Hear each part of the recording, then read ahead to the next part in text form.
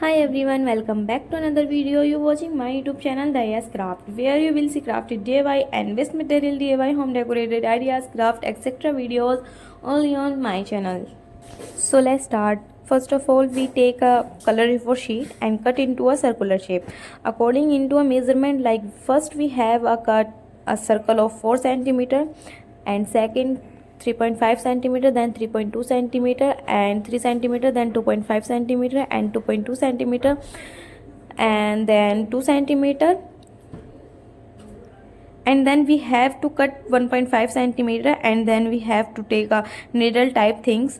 Then one by one we have to insert those paper into the needle. Then we have to write something on those paper, or you can also make a emoji. It is your wish what we you write on this paper, what we make as your wish.